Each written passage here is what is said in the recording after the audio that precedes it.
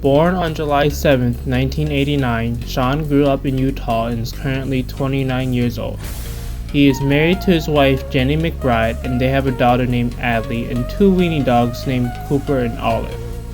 Sean uses Snapchat and YouTube as ways to express his creative side to his audiences around the world.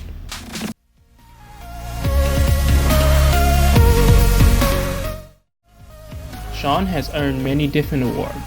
The Forbes 30 Under 30 is an award where 30 people under the age of 30 are chosen because of what they have already accomplished in life in different categories. The Streamy Awards are a way to honor the best in online video and the creators behind it. The Ghosties is an award that was just started in 2016 to honor the best content creators on the Snapchat app. The gold plate button is for his YouTube channel, Shonduras, where he reached over 1 million subscribers and counting.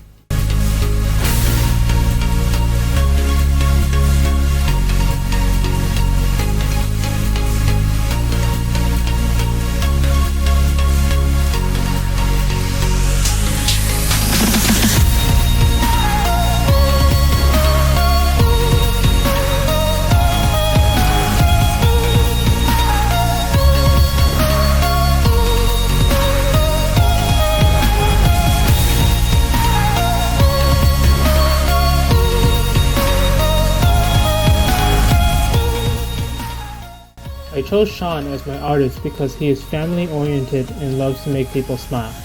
I look up to him as an example of what I can become just by building confidence in talking to people. Sean was the shy person in high school who didn't like to talk in public, but with practice, he now gives countless talks to big companies and other organizations. He creates his speeches by judging the audience. Here is a small clip from one of his YouTube vlogs talking about how he does his speeches. Public speaking. Let's talk about it. Fun fact, took a public speaking class in college and I sucked. My very first public speaking thing I did was just in front of my class, and I did it on why polar bears are taking over the world. Not even kidding. Someday we will watch that video and I'll do a reaction. It's bad. Back to public speaking. For me, public speaking is not a perfectly made PowerPoint or presentation or anything. There's a certain emotion in the delivery of public speaking, and if you don't hit that, I think the whole thing's just ruined. It's weird, but it's less about what you say and more about how you say it and how you inspire the people listening to do what you're talking about and enjoy it. I feel like when I see successful public speakers, they don't have a paper in front of them that they're reading. They're just talking about what they're passionate about. So that's kind of what I try and do. This right here, I just wrote it. This is my speech today. I just have bullet points that I want to hit, and then we go from there. We expand, we see what the audience is interested in. One really important thing, know who your audience is. If I'm talking to people in the industry, brands, companies, agencies, that's one discussion. If I'm talking to young entrepreneurs who are motivated and they want to make their business successful and how do they use social media to do it, that's a whole nother conversation. If I'm talking to homies and fans and people that are hyped on the content I create, that's a whole nother conversation. So Sean isn't about all talk and business. He also helps the community out. He spent 2 years in Honduras on a mission trip to help people with their homes and other needs.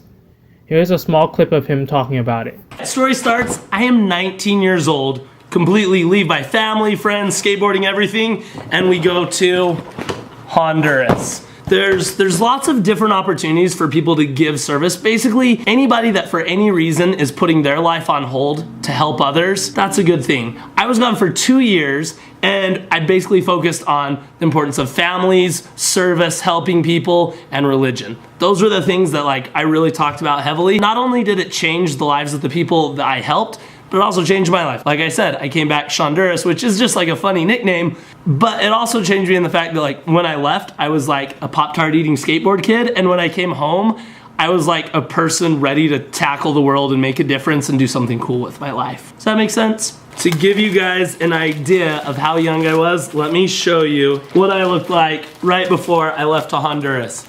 Look at that guy, short hair, killing it, right?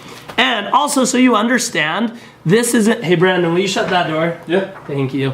This isn't oh cool, someone's gonna pay to send me some here, awesome vacation, I'm gonna have fun. I paid for this by myself. I worked a lot of jobs, I saved my money, I didn't spend it on going to college or anything because this experience for me at the time was what I wanted to do. I paid for my flight down there, I paid for my food down there, like that's just the format of all this. I think it helped me appreciate it a little bit more because I was the one paying for it and I worked even that much harder and cared that much more about it. These are all the pictures that I took right before I left, pointing to Honduras. I'm pretty sure that when I got my papers saying that I was going to Honduras, I didn't even know where it is. The way it works is when you decide that you want to do like one of these service missions, you put in papers, you show them that you're financially prepared, everything, and then they'll send back like a call, like where they need help. And that's what you guys watched today. My sister opened her call and they needed help in Canada, so like, that's where she's going. First email's home. I kept all this stuff because it's really fun to look back at this. Pro tip for anyone, anytime I've ever been out of the country, whether it was this mission or when I backpacked through Europe or when I've been to Puerto Rico or all these different experiences, I've always kept a journal.